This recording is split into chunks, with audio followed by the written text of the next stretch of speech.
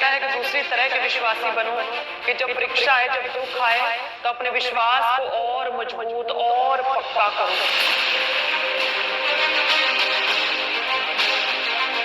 प्रभु कहते तेरा मन कच्चा ना हो, मत डर, ना डर, तेरा मन ना कच्चा हो।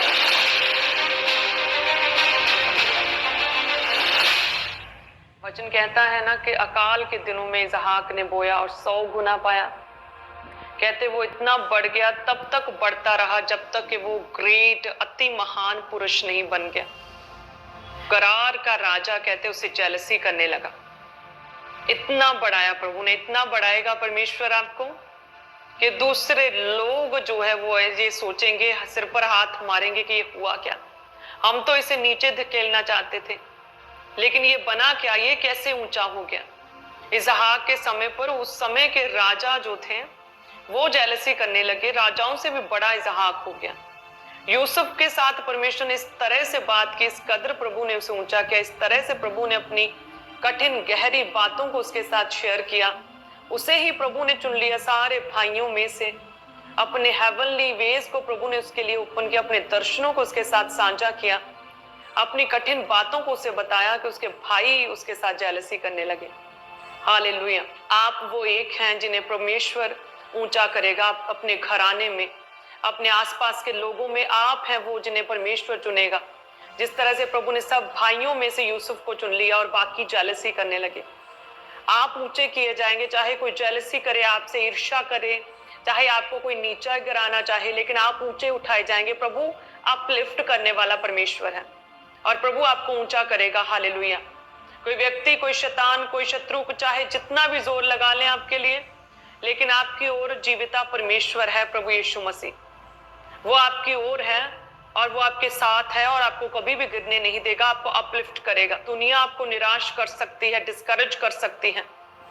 आपने जो अपने दुख में उसे अपना सगा मानकर उससे जो अपने दिल की बात की, अपने दुख को शेयर किया, ये सोच के कि मेरा मन हल्का हो जाएगा और सामने वाला मेरी बात समझेगा, लेकिन आपने क्या देखा कि हुआ उल्टा ही। उस व्यक्ति ने आपकी बात तो सुनी, लेकिन साथ में कई गुना बढ़ा चढ़ा कर वो बात आगे शेयर की, आपके दुख को और बढ़ा दिया, आपको ताना दिया, आपको टोंट मारी, आपके दिल की बात को समझे नहीं। आपका दुख कम नहीं हुआ दूसरों को बताने से। हो सकता है कि लोग आपको ना समझे, आपके दुख को ना समझे, आपकी पीड़ा को, आप जिस प्रॉब्लम में से होकर गुजर रहे हैं, हो सकता है कि वो ना समझें आपकी उस प्रॉब्लम को, आपको डिस्करेज करें, आपको जज करें, आपके लिए गलत नैरेटिव सेट करें।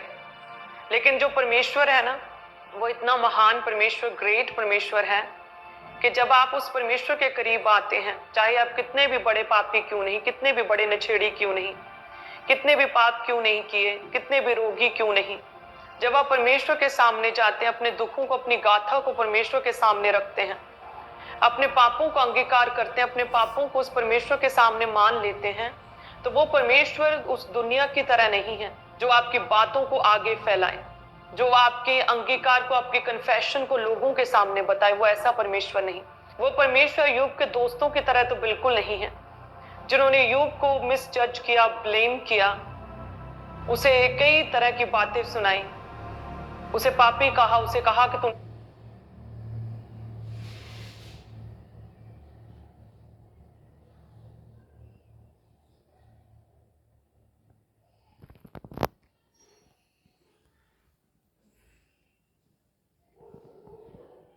ब्लेम किया, उसे कई तरह की बातें सुनाई, उसे पापी कहा, उसे कहा कि तूने जरूर कोई पाप किया होगा, उसके दुख को समझा नहीं, उसे डिस्करेज किया, उसे और दुखी कर दिया और नीचे गिरा दिया।